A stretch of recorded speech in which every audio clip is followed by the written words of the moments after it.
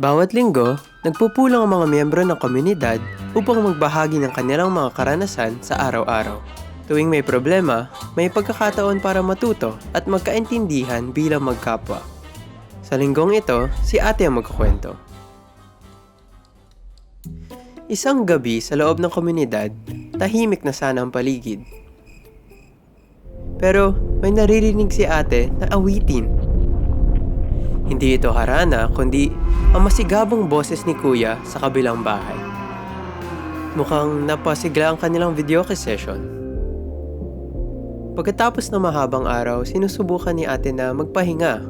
Pero dahil sa lakas ng musika, nahihirapan siyang makatulog.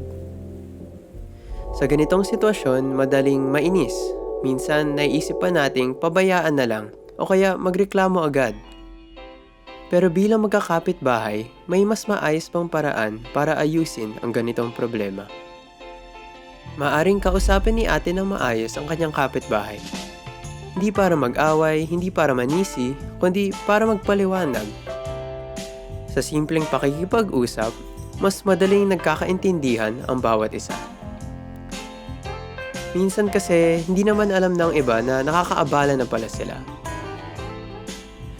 Maaari ring lumapit si Ate sa leader ng komunidad upang humingi ng karagdagang payo at tulong. Sa isang komunidad, hindi talaga maiwasan ang mga ganitong sitwasyon.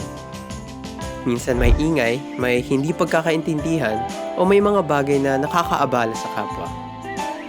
Pero sa halip na lumaki ang problema, mas nagiging magaan ang lahat kapag pinipili nating mag-usap at makinig sa isa't isa. Dahil sa huli, ang respeto, pag-unawa at pakikipagkapwa ang tunay na nagpapatibay sa isang komunidad.